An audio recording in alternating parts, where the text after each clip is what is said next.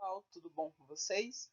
Bom, dando continuidade aí, né, à disciplina de produção vegetal, hoje a gente começa o conteúdo técnicas e métodos culturais, certo? Então será a nossa quinta aula, né, o nosso quinto encontro, e essa é a primeira parte do nosso encontro de hoje. Como tratado, pessoal, na primeira parte da nossa disciplina, o solo ele é caro para ser feito, né? E quando você tem a erosão, essa perda de solo não é simplesmente só o solo que é afetado. Afeta-se também os recursos hídricos. Por quê? Geralmente, quando esse solo é levado, lavado, ele acaba indo parar em leitos de rio, represas, em nascentes, prejudicando também, né, o ciclo hídrico da água. Então, é um problema ambiental gravíssimo a erosão.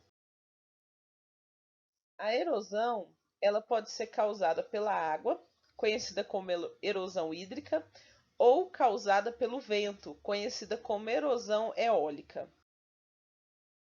A erosão hídrica é predominante em regiões de elevadas precipitações, ou seja, onde se chove muito, em áreas com solo descoberto ou com uma topografia, ou seja, um relevo irregular.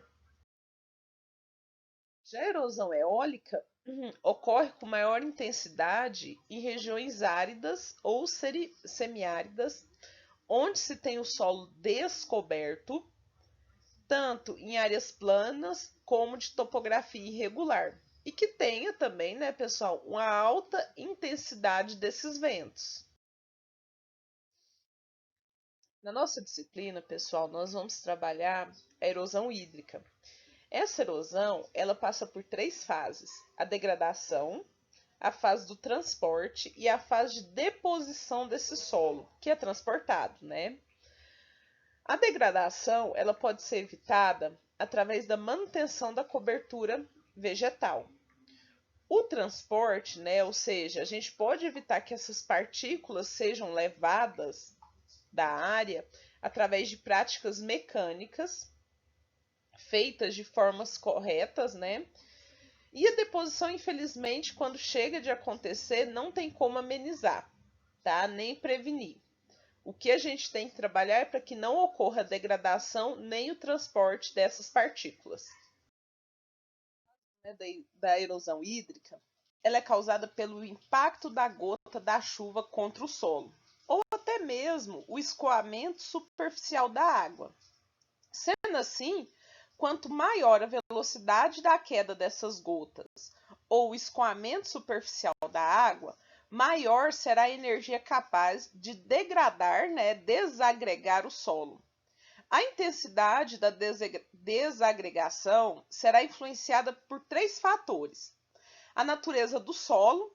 Quando se diz a natureza do solo, está referindo à textura, estrutura, a porosidade desse solo, a cobertura vegetal. Esse solo está coberto?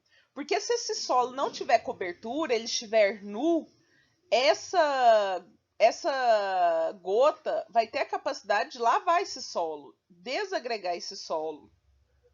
E o uso e manejo desse solo. É um solo que está pulverizado, passou um arado, uma grade, é um solo que está solto, né? Ou é um solo que não foi feito a descompactação, está um solo compacto, um solo qual não se infiltra água. Tudo isso tem que ser observado quando se fala da desagregação do solo. É realizado, né, pelo escoamento superficial, ou seja, pela massa de água e a velocidade que ela está. Maior será a distância que essas partículas vão ser transportadas, né, de acordo com a velocidade dessa massa de água, podendo percorrer muitos quilômetros, até que ocorre a última etapa, que é a deposição.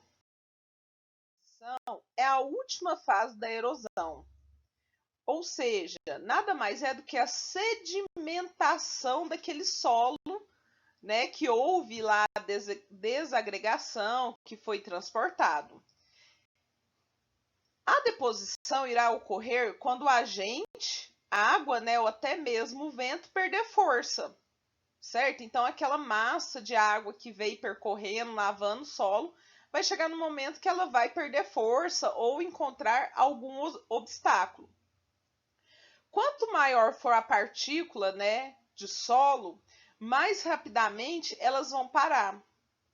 E quanto maior a velocidade da água, mais será demorada essa deposição. Então, a gente tem que olhar dois fatores quando fala-se de deposição. É o tamanho da partícula e a velocidade e a quantidade de água que está transportando essa partícula. Aí sim a gente consegue calcular a deposição.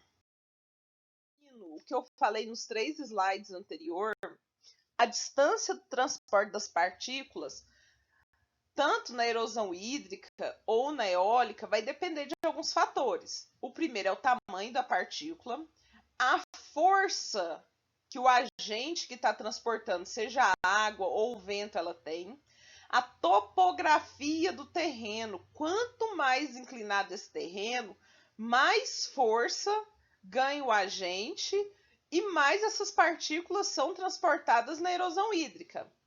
E também a presença ou ausência de obstáculos, inclusive vegetação. Esse solo ele está nu, sem vegetação nenhuma? Ou esse solo tem alguma vegetação que possa vir barrando a força agente? Formas, tá? Pode ser laminar, sulcos ou vossoroca, que é o mais grave. Só que antes de chegar nessa erosão de vossoroca, o solo passa pelas outras duas erosões, as quais nos demonstram, né, que pode ser evitado uma vossoroca, que é o estágio pior da erosão. O nome diz, né, ocorre pela ação de lâminas bem fininhas de água. Ela transporta as partículas desagregadas pelo impacto da gota da chuva. Na erosão laminar, a desagregação e o deslocamento das partículas ocorrem de maneira bem superficial, certo? Visualiza-se, né, lógico, a formação de sulcos mais profundos. A formação desses sulcos está muito condicionado à inclinação do terreno. Quanto mais o terreno tem uma inclinação, maior será a concentração das lâminas finas, certo? Estas lâminas de água vão se encontrar em determinados pontos do terreno, formando sulcos cada vez mais profundos, que é o estágio final do que uma erosão pode provocar. Nesse estágio, pessoal, é muito difícil reverter ele. É uma perda de solo, de nutrientes, de tudo. A erosão em vossorocas é formada quando grande volume de água ganha velocidade, desagregando laterais e o fundo dos sulcos que já vinham sendo formados anteriormente. Ou seja, a erosão em vossoroca nada mais é que a evolução dos sulcos. Então, o solo está lhe dando sinais, você não percebe esses sinais e continua com um manejo errôneo, causando essas tragédias ambientais que a gente tanto vê por aí. Então, temos aí, né, um esqueminha demonstrando como chegamos à erosão. Então, o uso inadequado de insumos, que causa o quê? A poluição e a degradação do solo. Consequentemente, a erosão. A erosão, pessoal, também provoca enchentes, tá? Assoreamento de mananciais, a poluição de mananciais. O uso inadequado do solo leva à erosão. Tanto a baixa produtividade quanto a erosão e vice-versa, um está ligado ao outro, tá? Se eu tenho uma baixa produtividade, sinal que meu solo está ruim. E se eu tiver uma erosão, eu terei uma baixa produtividade, certo? Então, pessoal, temos que tomar muito cuidado com a erosão. Ela causa problemas ambientais gravíssimos. E a agricultura orgânica vem para nos ajudar a melhorar o solo e, consequentemente, evitar a erosão. Práticas de controle de erosão, lógico que a gente está falando, né, de uma erosão em sulco, uma erosão laminar. Não uma erosão vossoroca, né? Porque aquilo ali a gente já não consegue controlar. Ali já é uma tragédia. Ali para recuperar centenas de anos. Então, para a gente fazer um controle, quando a gente percebe que o nosso solo está com uma vossoroca laminar, uma vossoroca em sulcos, nós temos três práticas, pessoal. A prática vegetativa, cuidar, né, da proteção desse solo com as plantas. As práticas mecânicas, tomar cuidado com o que eu vou fazer no meu solo, né? Qual manejo eu vou realizar no meu solo. E por último, as práticas edáficas, que está ligada, pessoal, à estruturação do solo, tá? Está ligada ao solo. Essa integração desses três fatores, quando bem feitas, provoca a conservação e a sustentabilidade desse solo, tá? Consideração a importância que o solo possui, né? Foi visto que o mundo, para sobreviver além da água, precisa do solo, certo? Então a gente tem que preservar esse recurso natural. Isso é uma obrigação da sociedade. A degradação do solo no Brasil e no mundo eleva, pessoal, impõe elevados custos à sociedade, tá?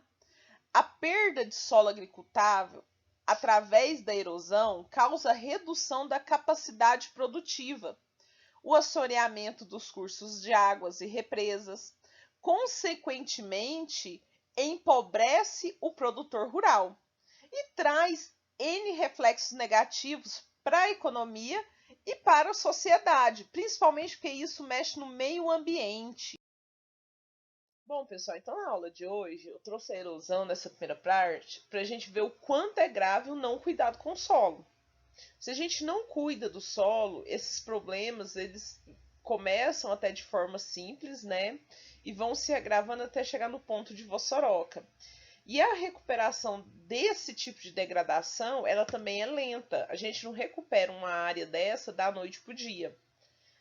Então eu trouxe a erosão e agora eu trago o manejo de preparo, né, do solo para vocês verem que esse preparo é que mantém o solo saudável, tá? É que não deixa uma erosão ocorrer.